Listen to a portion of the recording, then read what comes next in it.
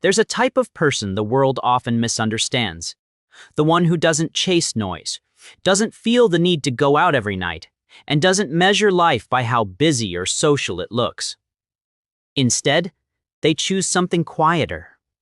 They love staying at home.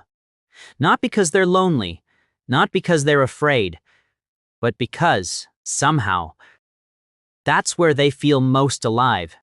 And the real question is, why? We live in a world that celebrates movement. Going out, meeting people, posting your life, that's what society calls living. So when someone prefers staying in, they're often labeled as boring, antisocial, or even broken. But psychology suggests something very different. For some people, especially introverts, energy doesn't come from the outside world. It gets drained there. Every conversation, every crowded place, every interaction, even the enjoyable ones, slowly use up their mental energy. And home? Home is where that energy comes back. It's their reset button. But it goes deeper than just being introverted. Home gives something the outside world often can't: control. Out there, everything is unpredictable. Noise, people, pressure, expectations. But at home, everything is intentional. The lighting, the silence, the routine, even the small habits like making coffee or sitting in a favorite spot, these aren't random. They create stability.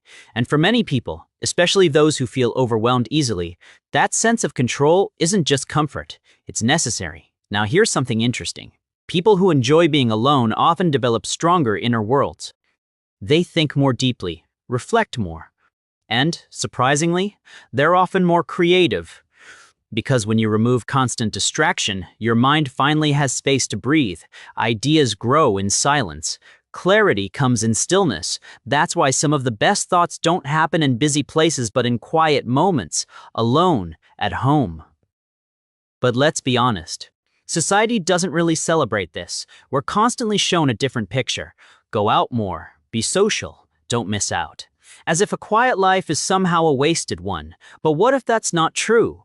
What if enjoying a peaceful night at home, watching something you love, eating your favorite food and having zero pressure is actually a sign of self-awareness? Of course, there's another side to this.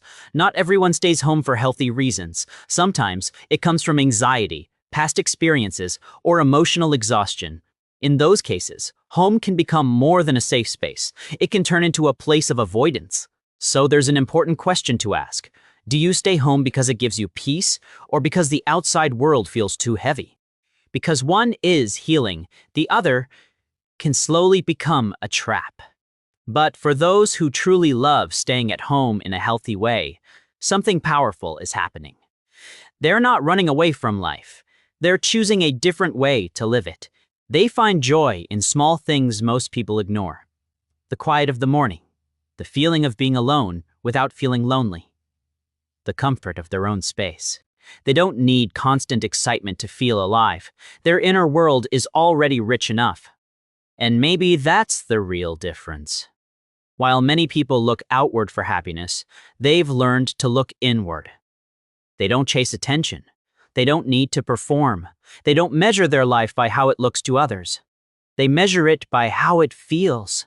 So if you're someone who cancels plans sometimes, who feels happier in your own space, who enjoys being alone without feeling empty, there's nothing wrong with you. You're not missing out. You're just wired differently. For depth instead of noise, for peace instead of pressure. And maybe, just maybe, the people who love staying at home aren't falling behind in life. They've simply figured out something the rest of the world is still chasing. How to be okay without needing anything else. So, tell me, are you someone who loves staying at home, or do you prefer going out? Let me know in the comments, and if this made you think differently, don't forget to subscribe.